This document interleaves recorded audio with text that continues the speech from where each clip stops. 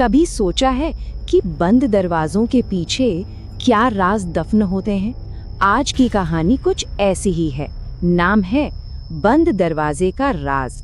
तो एक छोटी सी वार्निंग है, अगर इसे रात में देख रहे हैं तो थोड़ा सावधान रहना, क्योंकि क्या पता ये कहानी सच हो जाए। वेलकम टू एक्सोयन स्टूडियो, जहां हर कहानी में छुपा है डर। तो कहानी की शुरुआत होती है एक गांव से। एक ऐसा गांव जहां एक बहुत ही बदनाम हवेली है। कहते हैं उस हवेली ने अपने अंदर ना जाने कितने राज छुपा रखे हैं।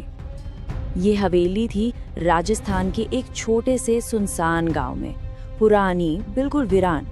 गांव वाले तो यही कहते थे कि भाई वहाँ कोई रहता नहीं है। लेकिन जैसे ही रात होती थी, उस हवेली से अजीब अजीब डरावनी आवाजें आने लगती थी। इतनी डरावनी कि किसी की हिम्मत नहीं होती थी उस तरफ देखने की भी। पर हर कहानी में कुछ हीरो तो होते ही हैं जो डर को चुनौती देते हैं। तो अर्जुन और उसके दोस्तों ने फैसला किया कि वो इस हवेली का सच जानकर ही रहेंगे, इस डर को खत्म करके ही रहेंगे। अर्जुन ने एकदम फुल कॉन्फिडेंस में कहा, अरे यार डरो मत, बस 10 मिनट के लिए अंदर चलेंगे, देखेंगे क्या है और तुरंत वापस। हाँ, काश ये इतना आसान होता। और इस बहादुरी वाले काम के लिए उन्होंने वक्त कौन सा चुना? रात के ठीक 12 बजे।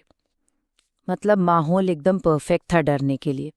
तो चलिए अब देखते हैं अंदर क्या हुआ। वो हवेली के दरवाजे के पार चले तो गए, एक ऐसी दुनिया में जहां से लौटना शायद नामुमकिन था। अर्जुन ने जैसे ही अपना हाथ उस बड़े से दरवाजे पर रखा, उसे धक्का भी नहीं देना पड़ा। वो दरवाजा एक जोरदार क्रीक की आवाज के साथ अपने आप खुल गया। अंदर का नजारा अजीब था। हर तरफ धूल ही धूल, जाले लगे हुए थे। लेकिन जमीन पर ताजे पैरों के निशान थे।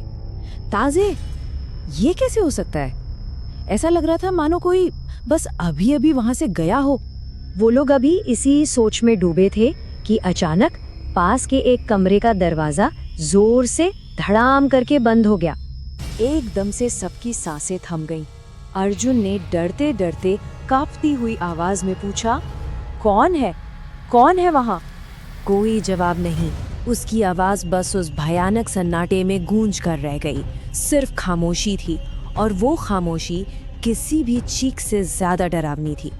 खैर, अब तो एक ही रास्ता था, उस बंद दरवाजे का सामना करना।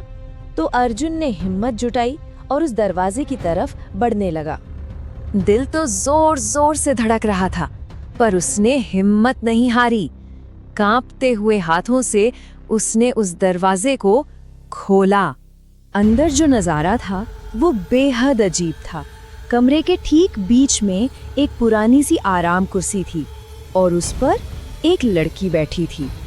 उसके लंबे घने बाल उसके पूरे चेहरे को ढके हुए थे। कुछ भी नजर नहीं आ रहा था।